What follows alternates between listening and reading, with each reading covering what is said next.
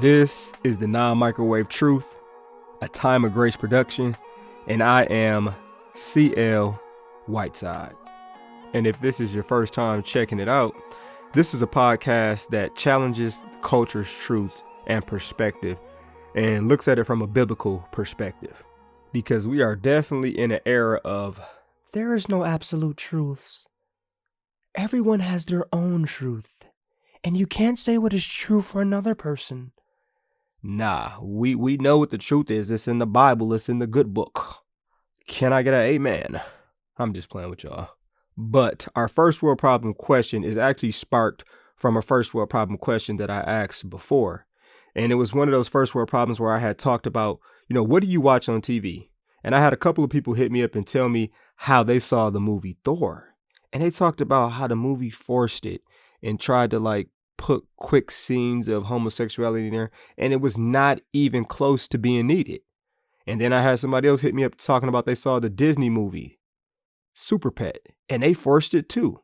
And I Googled the Super Pet movie kind of to see if it did, and I read something, and it talked about a granddad who took his 2 grandchildren to see the movie Super Pet, and he left and was super ticked at the movie, and he went up to the counter, he went up to the dude and was like, hey, they should have a warning that DC Super Pet shows this type of stuff. And he said to the person he was complaining to, he said, they should have a warning in that DC Super Pets movie. A bunch of lesbian stuff shouldn't be shown to children in a kid's movie. No one wants to see that bleep.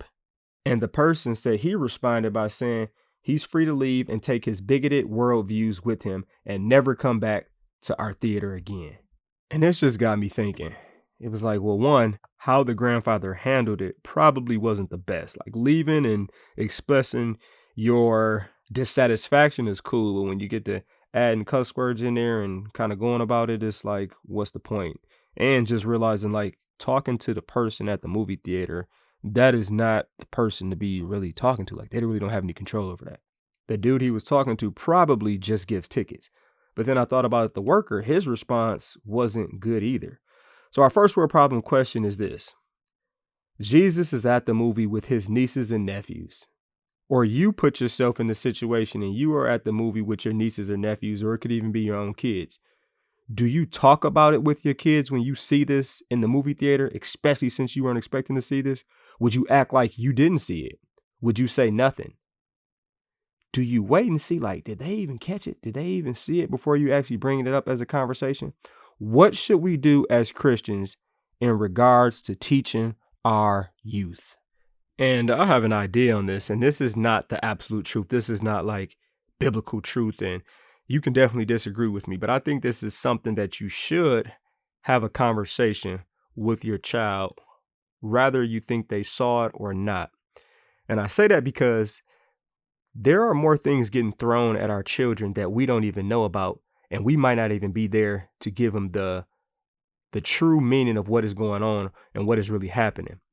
So even though I don't know if they saw it or not, I still probably should have a conversation with them, because Proverbs 22 verse 6 tells us, train a child up in the way he should go, and when he is old, he will not depart from it.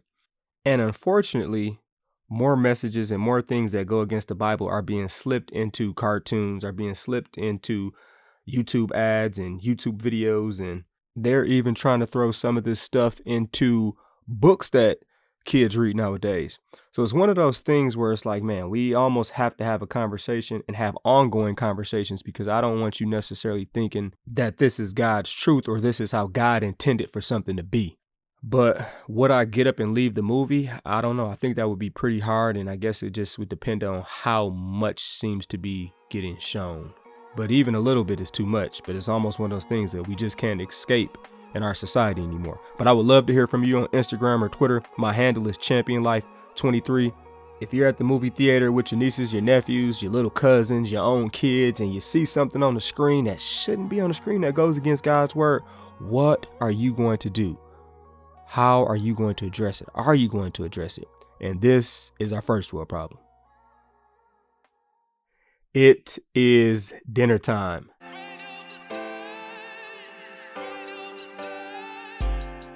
The title of our episode today is Prodigal Part 2, Wild Child. This is the second episode of our 3-part series. Last week, we talked about the obedient son, who I put air quotes around obedient, who stayed home with the father. And when you live a life that you think is morally righteous, especially up to your standards, you all of a sudden can get mad at God and think God should be consulting you on the decisions he does or doesn't make. But that's last week's episode. This week's episode, we're going to focus on the younger brother who was wilding out. And we're going to be in Luke 15 again. And at the beginning of Luke chapter 15, it says something about the tax collectors and sinners. So the tax collectors and sinners, they would be equivalent to the younger brother because they were known to live a life that the Pharisees and the people that were so-called righteously good and upholding wouldn't like. They would be the ones that they would say they wilding out. So this would be the group of people that they really didn't mess with the rules. They would be all about self-discovery. I just want to be free.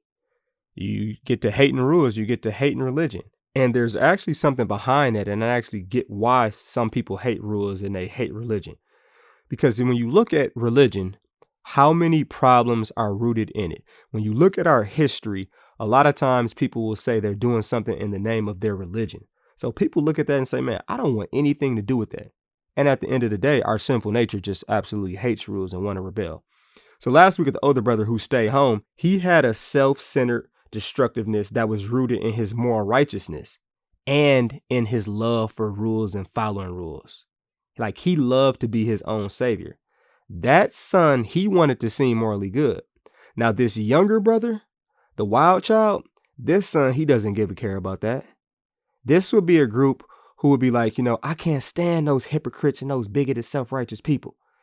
They would be the group that say, I'm just a free spirit. Now, the younger brother, he has a different type of self-centered destructiveness.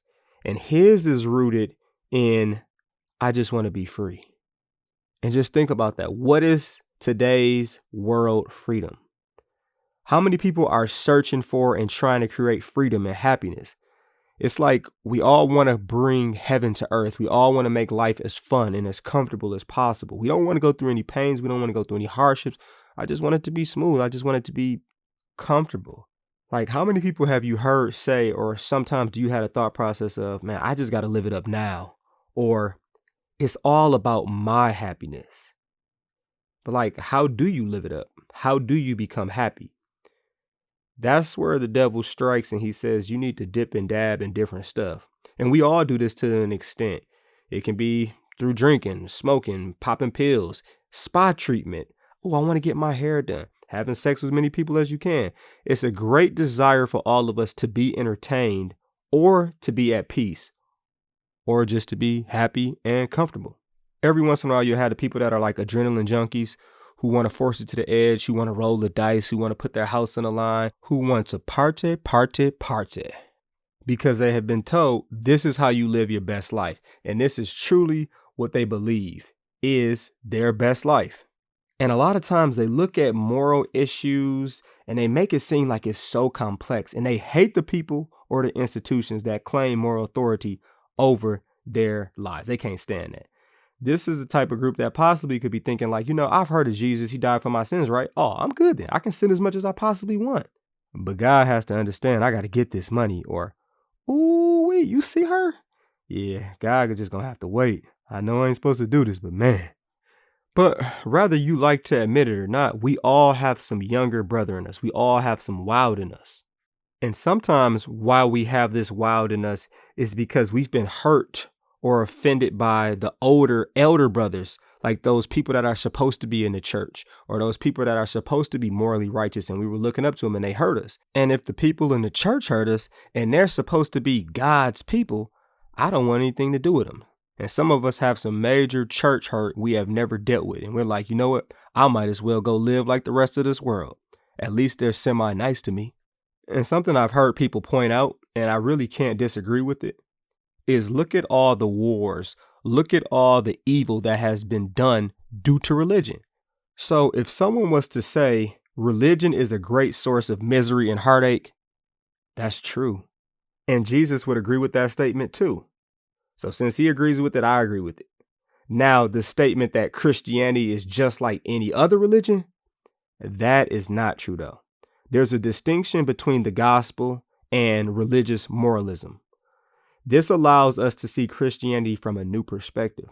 In this parable, Jesus is saying, would you please be open to the possibility that the gospel, real Christianity, is something very different from religion?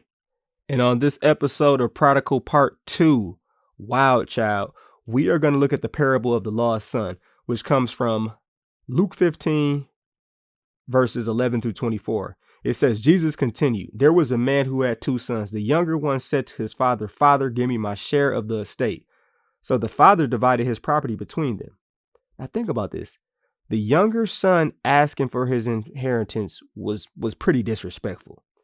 Biblical scholars have said this was almost like saying, Father, I wish you were dead. And it's definitely like, I want what the father can give me, but I don't want the father. The relationship had been a means to enjoying his father's wealth, but he didn't want that intimacy and he didn't want that real relationship and the experiences with his father. And his request is even more OC when you think about it, because it's like, give me my share of the estate. And it's got to be like running a business or having a bunch of land, and then you give a chunk away and then the person sells it and runs off. Like that messes up your whole plan. That had to mess up the father's business, the father's plan. He basically asked his father to tear apart his own life in order to give me what I want right now. Verse 13 says, not long after that, the younger son got together all he had, set off for a distant country, and then squandered his wealth in wild living.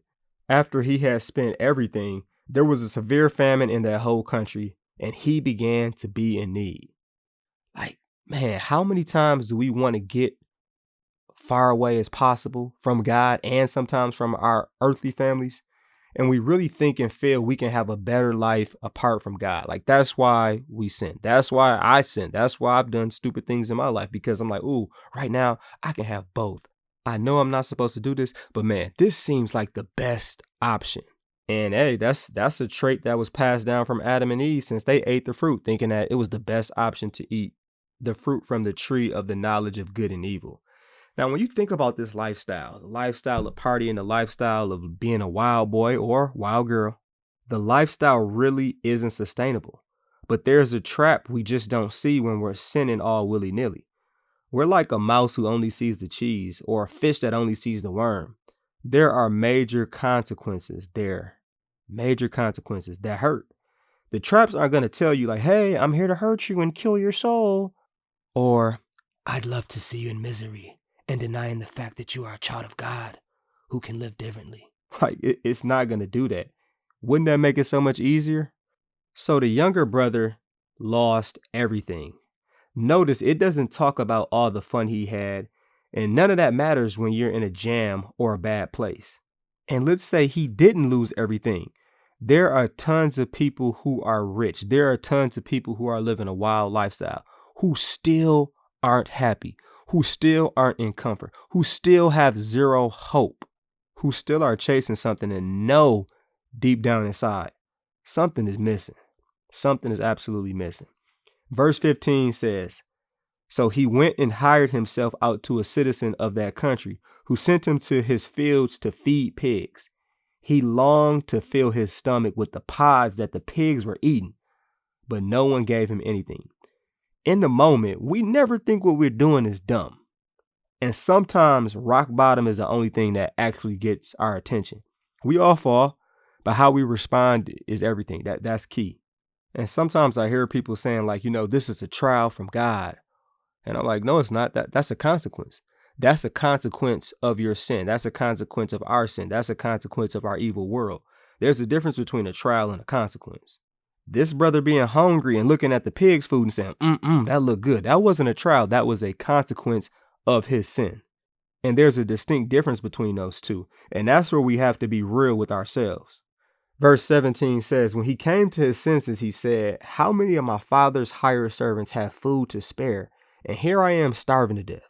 I will set out and go back to my father and say to him, Father, I have sinned against heaven and against you. I am no longer worthy to be called your son.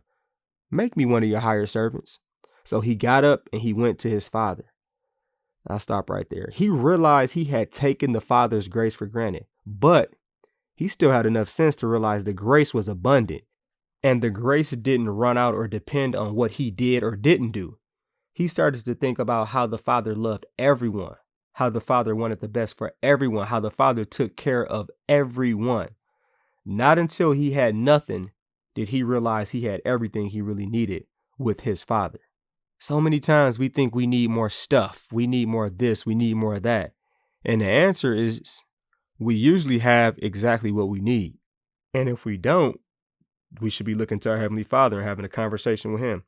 And this younger brother, the wild child, he realized his life was not better apart from his father, apart from his real home. Now let's look at how the father greets him.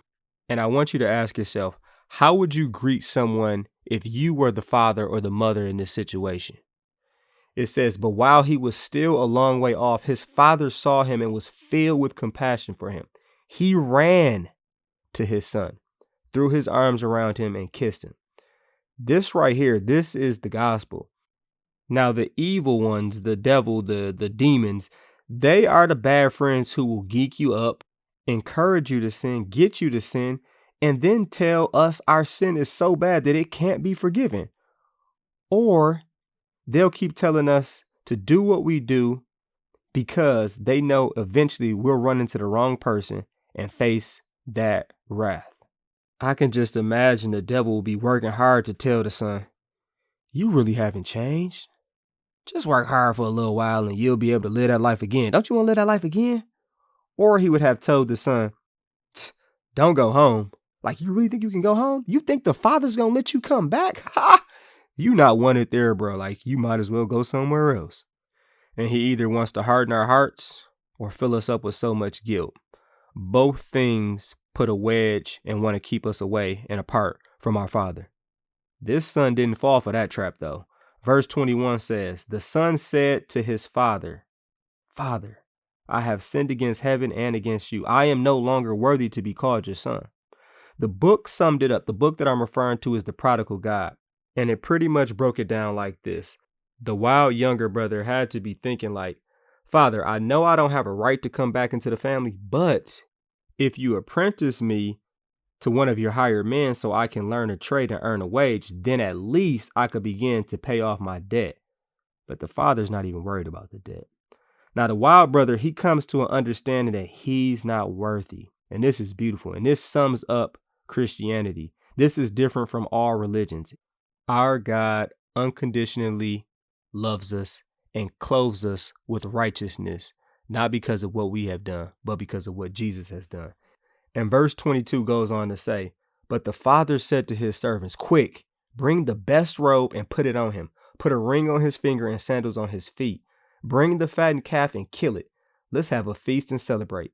For this son of mine was dead and is alive again. He was lost and is found. So they began to celebrate. When we go wild and we go rogue, it's as though we are dead. And that's not how we were intended to live. Now, this son, he didn't deserve a thing. Nothing. Definitely not the best of what his father had to offer. And we'll definitely talk about this next week. But this is the gospel. That is grace. And I was in a Bible study the other day that broke grace down like this. Grace is getting what you don't deserve, like the fattened calf. And mercy he got as well. Now, mercy is not getting what you deserve. Like, he should have gotten disowned. He should have gotten the boot from his family. But he was shown grace and mercy. All of us are shown grace and mercy. And understanding that we're not worthy is a humbleness we all need to practice, that this younger, once wild child did practice. And there's some rebel in all of us. Like, there honestly is. That's our sinful nature. And when you couple that with the fact that the message that we're constantly seeing and hearing every day of there is no absolute truth.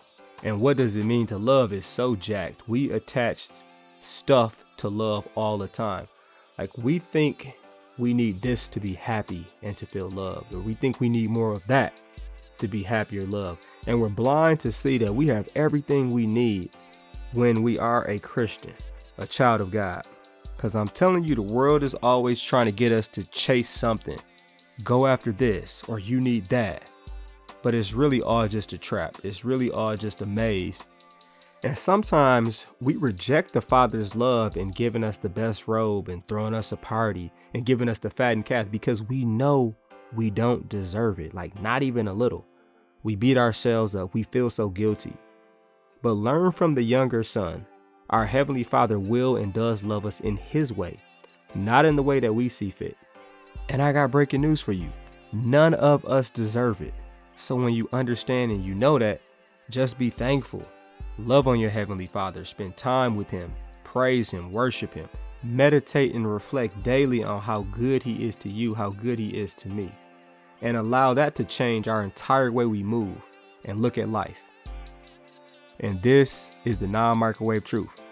Thanks for joining me on this episode, Prodigal Part 2, Wild Child. We will finish up next week with the third and final episode of this 3-part series, and we'll be looking at the loving, compassionate Father. Peace punch, Captain Crunch. Say no to drugs and yes to Jesus. I'm out.